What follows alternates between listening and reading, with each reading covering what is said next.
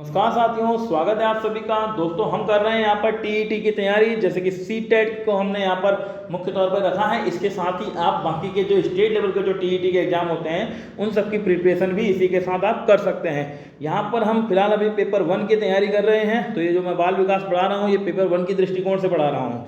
और आज की हमारी क्लास नंबर है 7, जो कि है टॉपिक बालक के विकास पर वातावरण का प्रभाव। इससे पहले मैंने आनुवंशिकता का प्रभाव पढ़ा दिया है। अगर आपने अभी तक जो मैंने पिछली क्लास में जो पढ़ा दी है आपने नहीं देखी हैं तो आप प्लेलिस्ट में जाकर टीईटी की एक प्लेलिस्ट बनी है उसमें जाकर उन क्लासों को देख सकते हैं। बीच बीच में इंपॉर्टेंट क्वेश्चन भी आपके सामने लेके आते रहता हूँ।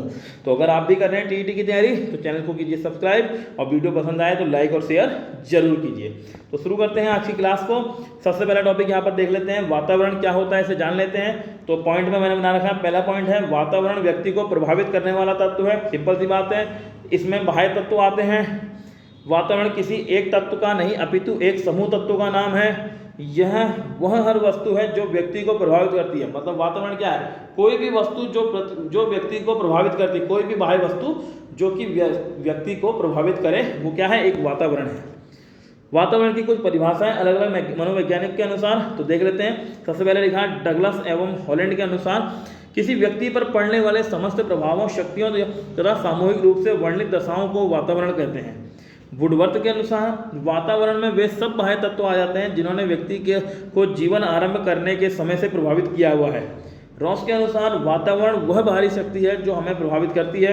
और जिस बर्ट के अनुसार वातावरण वह हर वस्तु है जो किसी अन्य वस्तु को घेरे हुए है और उस पर सीधे अपना प्रभाव डालती है। यानी जो चीज़ें हमें घेरे हुए हैं, जो हम पर प्रभाव डालनी है, वो एक तरह से वातावरण की श्रेणी में आ जाएगा। आगे बढ़ते हैं, वातावरण का बालक के विकास पर क्या क्या प्रभाव पड़ता है। तो किस किस टाइप से मैंने यहाँ हेडिंग बना ली है। पहला है शारीरिक विकास पर प्रभाव। तो मनोवैज्ञानिकों का यह मत है कि विभिन्न प्रजातियों के शारीरिक अंतर का कारण वातावरण होता है। उन्होंने यह सिद्ध किया कि अमेरिका में अनेक पीढ़ियों से निवास कर रहे जापानी और यहूदियों की लंबाई भौगोलिक वातावरण के कारण बढ़ गई। देखिए, आपके जो जापानी होते हैं और यहूदी लोग होते हैं वो ज़्यादा हाइट के नहीं होते हैं, परंतु अगर वो किसी ऐसे क्षेत्र में निवास कर रहे हैं जहाँ ज़्यादा हाइट के लोग रहते हैं तो कुछ पीढ़ियों के बाद वहाँ पर भी हाइट में ग्रोथ होने लग जाता है। तो देखिए कितना बड़ा प्रभाव है। ठीक है, इसके अलावा अच्छा, वातावरण यहाँ पर वातावरण का मतलब केवल क्लाइमेट से ही नहीं है। वातावरण अपने आसपास क्या देख रहे हैं, हमारा जो बालक के बारे में जिसके बारे में हम यहाँ अध्ययन कर रहे हैं, चर्चा कर रहे हैं, वो अपने आसपास कैसा महसूस कर रहा है वो भी वातावरण है। तो जैसे कि यहाँ पे लिखा है, अगर गरीब परिवार की बात करें, ये भी एक वातावरण होता है ना। गरीब के घर का वातावरण, अमीर के घर का वातावरण अलग होता है ना। ठीक है, कोई हवा अलग नहीं चलती है, पर माहौल, वातावरण मतलब यहाँ पर माहौल से कह सकते हैं। तो गरीब परिवारों के में अर्थ का अभाव यानी कि धन की कमी, अर्थव्यवस्था कहते हैं ना, धन की चीज एवं संतुलित भोजन नहीं मिल पाने के कारण बच्चों का संतुलित विकास नहीं हो पा रहा है। वे कुपोषण या कई बीमारियों का शिकार हो जाते हैं। अब भाई कुपोषण का शिकार हो रहे हैं या बीमारियों का शिकार हो रहे हैं तो उनका जो अधिगम है, जो सीखने की प्रक्रिया, वो भी तो बाधा आएगी उसमें। और बोला वहीं समृद्ध परिवार के बच्चे उचित एवं संतुलित भोजन मिलने के कारण स्वस्थ एवं निरोग रहते हैं। अब भाई स्वस्थ रहेगा बच्चा तो पढ़ाई में भी उसका ध्यान रहेगा। तो देखो ये असर पड़ता है। मानसिक विकास पर प्रभाव क्या पड़ता है? बालक अपने पास पड़ोस, मोहल्ले और खेल के मैदान में पर्याप्त समय व्यतीत करता है, नॉर्मल सी बात है, और इससे प्रभावित भी होता है, जिसका अच्छा या बुरा प्रभाव उसके मानसिक विकास पर भी पड़ता है। और घर का भी उसका प्रभाव पड़ेगा, घर में किस तरह का माहौल है ये भी डिपेंड करता है। ठीक, बुद्धि पर प्रभाव। अच्छा, मैं यहाँ पर एक चीज बोल दूँ, जो मैंने लिखा है वो एक नॉर्मल सी चीज समझने के लिए कि इस हेडिंग यानी कि मानसिक विकास पर प्रभाव है तो इसके अंदर क्या क्या हो सकता है। ये एग्जैक्ट ऐसा हमेशा एग्जैक्ट ही ऐसा नहीं होगा, इसमें बहुत सारे पॉइंट लिए जा सकते हैं। केवल ये समझाने के लिए मैंने यहाँ एक पॉइंट ले रखे हैं जो कि आपको समझ में आया है, हाँ भाई इस तरह का प्रभाव पड़ता है।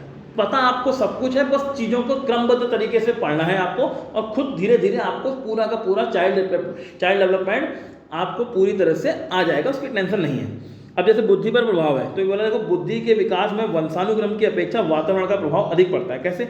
शिक्षा का उत्तम वातावरण बालकों की बुद्धि के विकास में महत्वपूर्ण योगदान देता है। जैसे कि अगर बाल सुधार गृह के बच्चों को भी देखो तो वहाँ भी पढ़ा लिखा कर उन्हें अच्छा इंसान बनाया जा सकता है।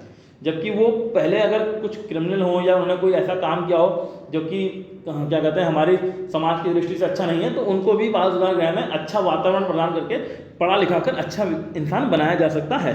तो वातावरण का प्रभाव बहुत पड़ता है। व्यक्तित्व पर क्या प्रभाव पड़ रहा है? क्या व्यक्तित्व के निर्माण में वंशानुक्रम से कई गुना अधिक प्रभाव वातावरण का पड़ता है। अनाथालय के किसी बच्चे को संपन्न या समृद्ध माता पिता की अगर गोद ले लें तो उत्तम वातावरण के कारण ऐसे बच्चे अपने व्यक्तित्व का निर्माण करके ऊंचे ऊंचे पदों को प्राप्त कर लेते हैं। और ये सही बात है।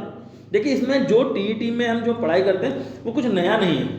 अगर आप देख रहे हैं तो जो भी टॉपिक मैं ले रहा हूँ ये सिलेबस से हैं पूरे, कोई भी टॉपिक ना मैं छोड़ूंगा, ना कोई टॉपिक ऐसा होगा जो आपको नहीं समझाया जाएगा। टोटल टॉपिक आपको कराए जाएंगे पूरे के पूरे, जो भी सब्जेक्ट टीईटी के अंतर्गत आता है। और लेकिन अगर आप टॉपिक को देखें तो टॉपिक में है क्या? कुछ नहीं, वही जो हमें मालूम है। बस हम तरीके से एक बार पढ़ लें तो हमें सब कुछ आ जाएगा। इसलिए मैं कह रहा हूँ, सबसे रिक्वेस्ट करके कह रहा हूँ कि इसको ध्यान से आप पढ़ें, एक बार पढ़ें, तरीके से पढ़ें, आपका एग्जाम क्वालिफाई हो जाएगा। और एग्जाम क्वालिफाई होगा तभी आपकी नौकरी लगेगी, वरना नहीं लगेगी। चाहे आप जो मर्जी वो कर लीजिए, ये आपको मालूम है। और नंबर भी अच्छे चाहिए, तो पढ़ना तो पड़ेगा ही। अगला है संस्कृति पर प्रभाव। देखो, सांस्कृतिक वातावरण की विभिन्नता के कारण व्यक्ति के आचरण, रहन सहन या खान पान, आदर्शों और मान्यताओं में अंतर होता है। जैसे विभिन्न सांस्कृतिक वातावरण के कारण हिंदू, मुस्लिम, सिख या किसी भी कैटेगरी को हम यहाँ शामिल कर लें, आदि समाज में अनेक विभिन्नताएं पाई जाती हैं। यदि एक ही माता पिता की दो संतानों को भी हम अलग अलग जगह रखते हैं, अलग अलग देशों में रखते हैं, तो दोनों की संस्कृति में अंतर आ जाएगा। तो देखो, एक ही माता पिता, अगर वंशानुक्रम की भी बात करें तो दोनों एक ही जगह से हैं, उनके सारे वंशानुक्रम जरूरी आनुवांशिक लक्षण है वो पूरे एक जैसे होंगे, मैक्सिमम तो होंगे, पूरा 100% नहीं होगा तो मैक्सिमम होंगे, परंतु फिर भी उन्हें वातावरण, अगर माहौल अलग अलग मिलेगा तो उनकी संस्कृति भी अलग अलग हो जाती है। योग्यताओं पर प्रभाव। अनुकूल वातावरण में जीवन का विकास होता है और व्यक्ति उन्नति की ओर बढ़ता है, और प्रतिकूल वातावरण में व्यक्ति को जीवन में संघर्षों का सामना करना पड़ता है। इसमें कुछ एक्स्ट्रा समझाने वाली बात है ही नहीं। देखो, नॉर्मल सी बातें हो रही है यहाँ पर, बस पढ़ना है आपको एक बार। मानसिकता पर प्रभाव। अच्छा, मानसिकता मेरे ख्याल से 2 बार आ गया क्या? नहीं, मानसिक विकास, मानसिकता, चलिए एक ही चीज़ है लगभग, कोई नहीं। कुछ विशेषज्ञों का मानना है कि वातावरण का बालकों की मानसिकता पर व्यापक प्रभाव पड़ता है।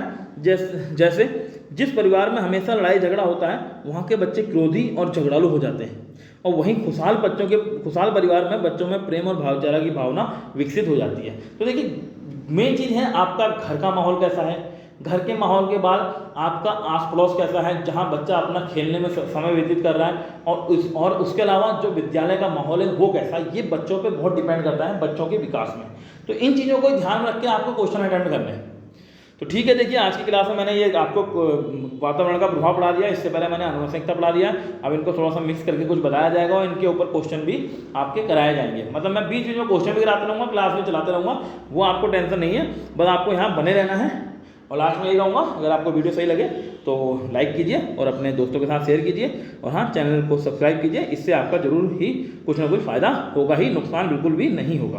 तो ठीक है, मिलते हैं अगली वीडियो में, तब तक के लिए नमस्कार।